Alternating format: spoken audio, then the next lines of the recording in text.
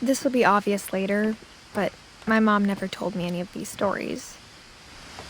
Edie would have, but Mom didn't like bringing up the past. Though, when we adopted a stray kitten, she was the one who named it Molly. I spent a lot of time in Great-Grandma Edie's room. We got along, and it was a good place to hide from my mom.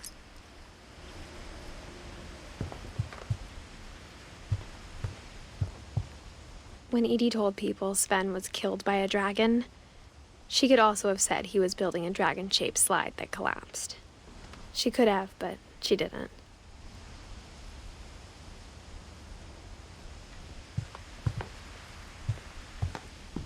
Her room was like a museum.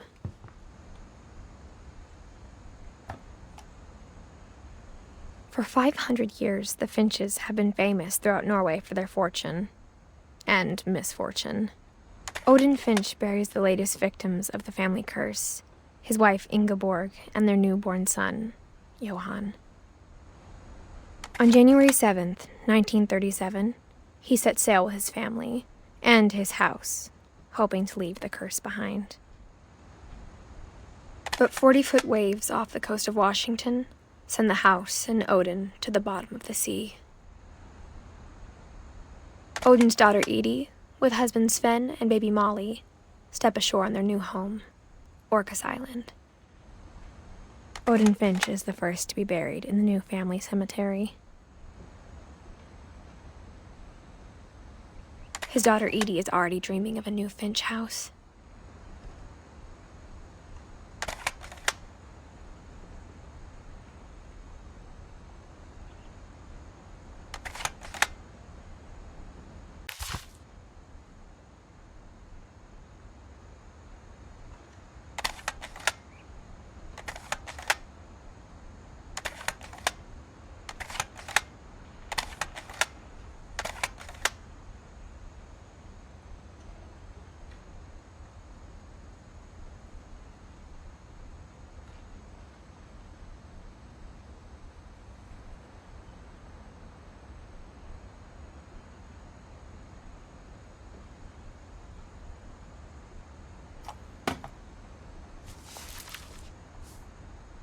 Whatever's wrong with this family, it goes back a long ways.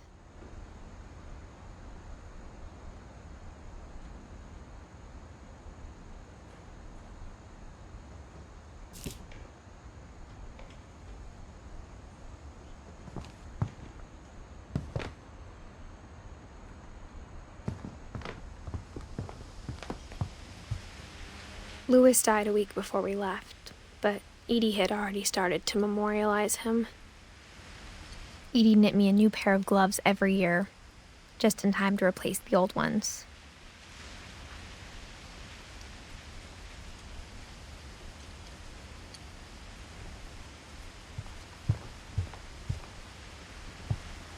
Edie gave a big interview about a mole man living under the Finch house.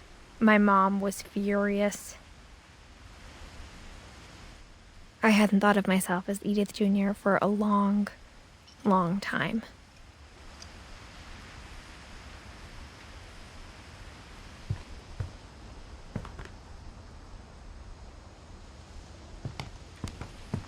One summer, they evacuated the island, but Edie refused to go.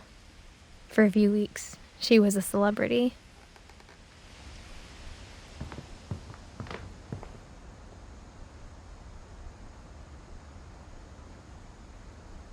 Even in her 90s, sometimes Edie seemed a lot younger than my mother.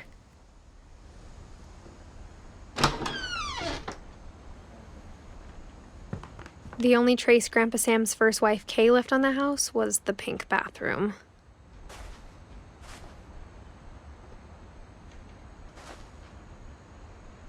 It was a pretty big trace.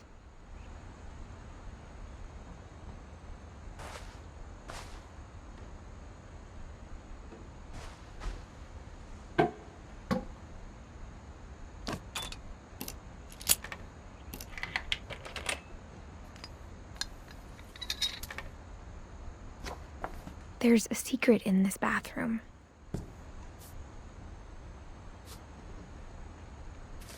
It's in the last place you would look. It isn't in the cupboard. It's hidden in this book.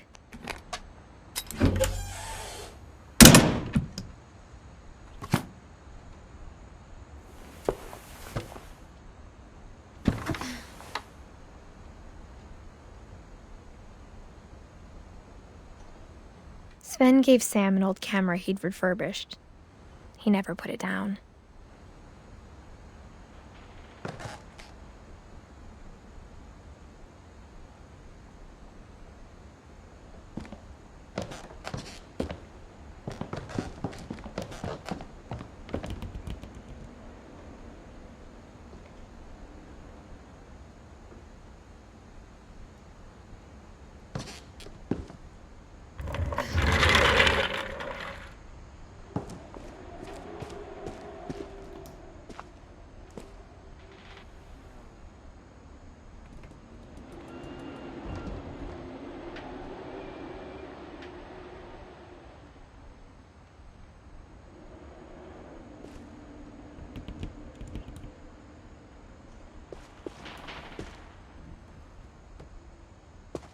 I knew Grandpa Sam had a twin.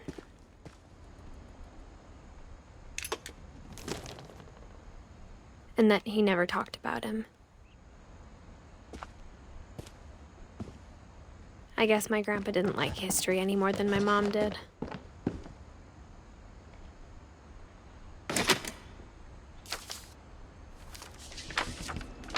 How I Want to Remember My Brother by Sam Finch. The thing I remember is that when he made up his mind, that was it.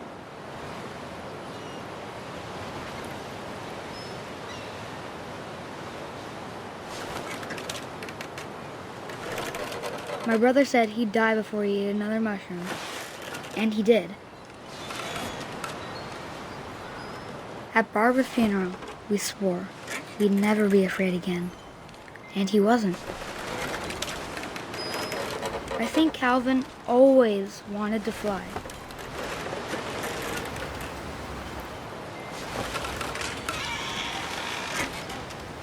Sam! Calvin! Dinner's ready! Coming! But that day, he finally made up his mind to do it. I told him going around was impossible. Maybe if I hadn't said that.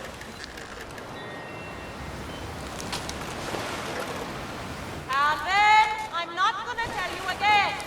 Maybe if the wind hadn't picked up. Then maybe he'd still be here. But I doubt it. I think he'd already made up his mind. That's what I want to remember about my brother.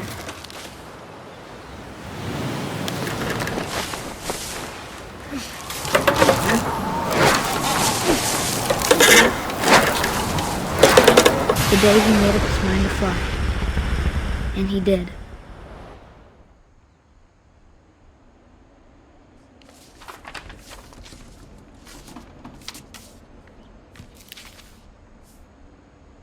Calvin's story felt strangely familiar. When I was younger, I remember trying to do the exact same thing.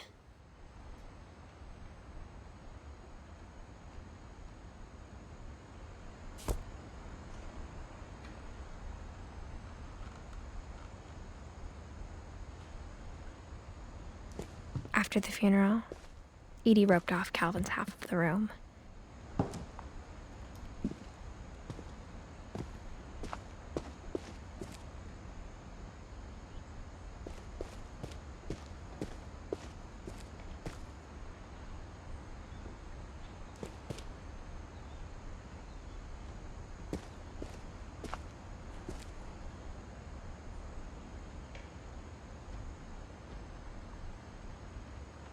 Mom said Grandpa Sam enlisted at 18 and never set foot in the room again.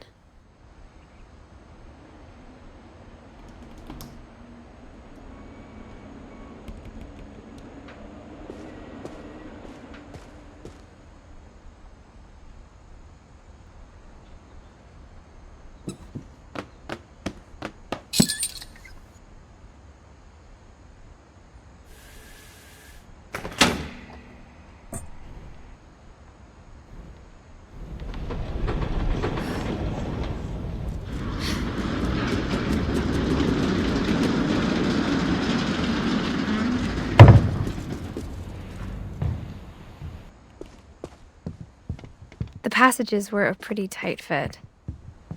They'd obviously been built for smaller hands and bellies.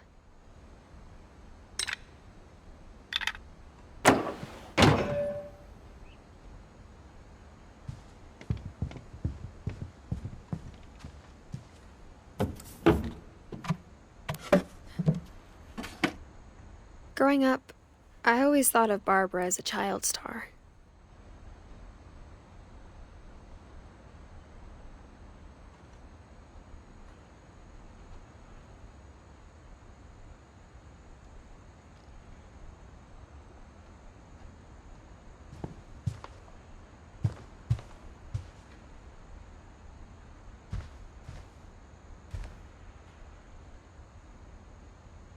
I never thought about how hard it must have been for her afterwards.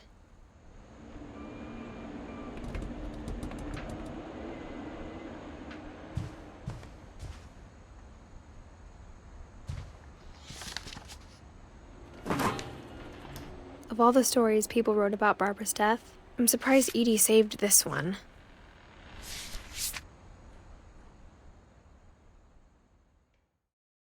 Old Jack here with another ghastly tale inspired by America's most unfortunate family. I'm calling it The Surprise Ending of Barbara Finch. As a child star, Barbara was famous for her scream. Now at 16, she was all washed up. A has-been. But in a lucky break, she'd been asked to perform her signature scream at a local convention for monster movie fans.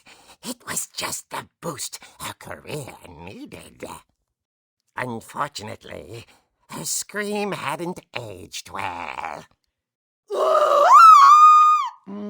Getting better. I think you just need the right motivation. Her biggest fan and current boyfriend, Rick, was about to demonstrate when... Now that was a great scream. It was Barbara's father, Sven. He'd slipped into a table saw and had to be rushed to the emergency room. So Barbara got stuck babysitting her youngest brother, Walter. Her convention comeback was cancelled. Okay, I'm hearing frustration, but I'm not hearing terror. What if I tried... A gang of hoodlums in Halloween masks have been terrorizing Orcas Island tonight. Police are urging residents to... That came from the basement. You're right! Also, I loved your delivery on that. Why is your basement door locked? Because my dad likes making puzzles and secret passages. There's a key hidden in the music box. The secret is to keep winding and winding until finally the key pops out. Thanks, babe. I'll be back in a sec. 20 minutes later, Rick hadn't returned.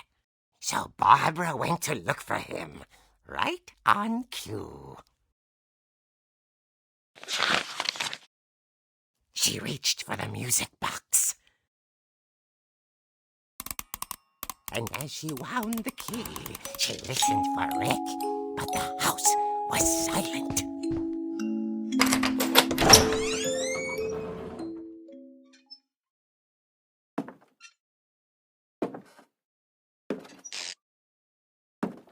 She found Rick's crutch and imagined the worst.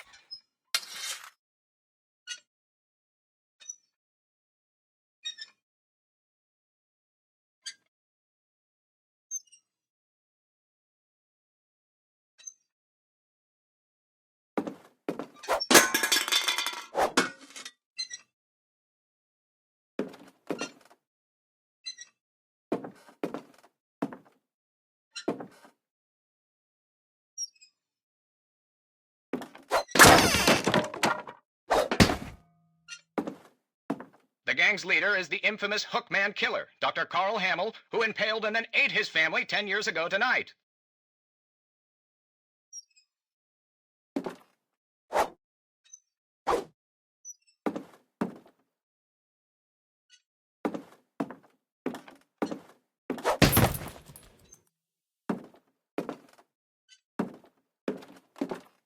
old fridge rattled and grew still.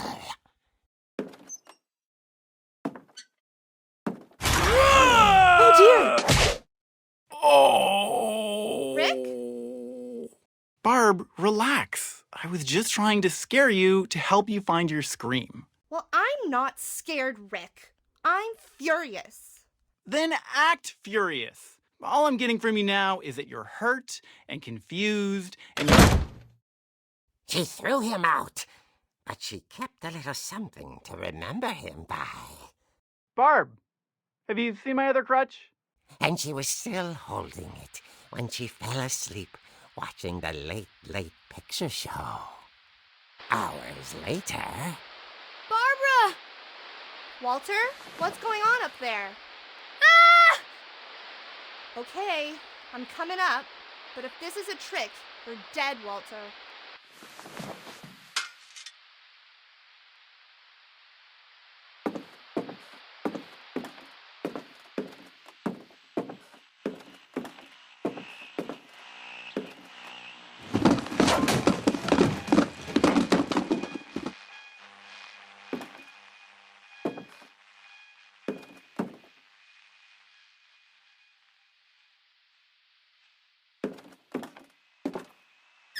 Walter, are you there?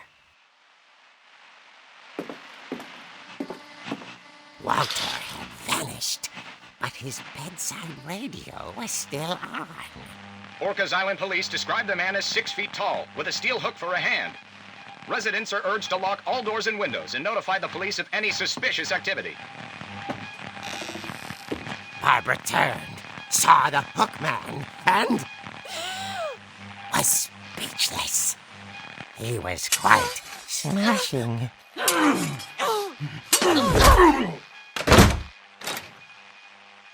there he was.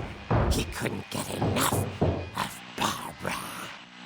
Okay, Barbara, there's gotta be another way out of here.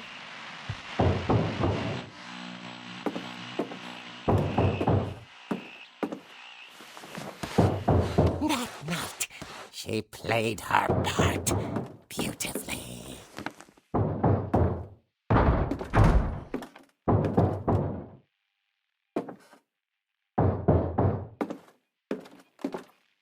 Molly's door hadn't been opened in years. The hinges groaned.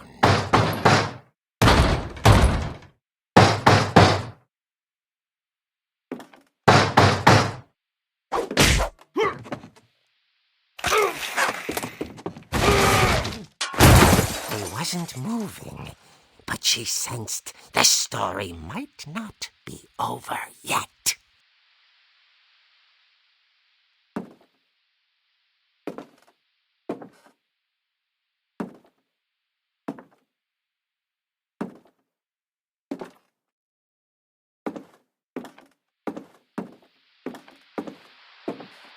The hookman had vanished. She listened for his breathing, but all she heard was...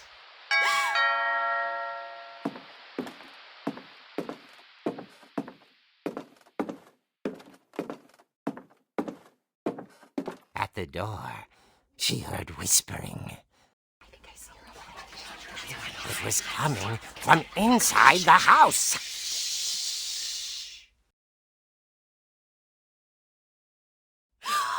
Oh dear. The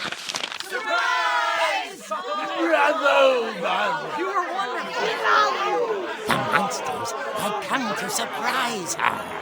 For Barbara, it was a dream come true. Then she saw what kind of monsters they were, and she realized what was about to happen. She was going to be famous. And with her final breath, Barbara Finch gave the performance of her life.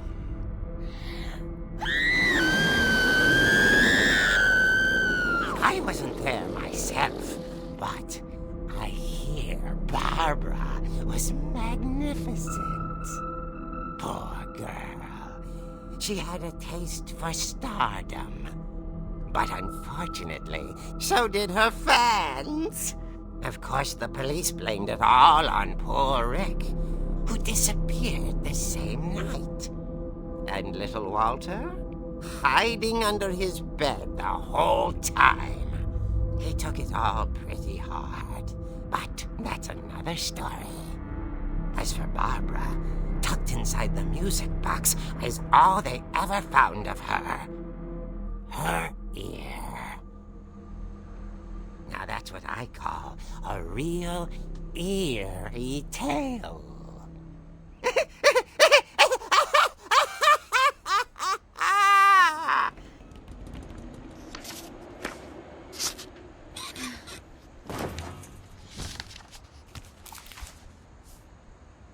Edie told me all Barbara wanted was to be remembered, as absurd as that comic was. Maybe what Edie saw was a happy ending.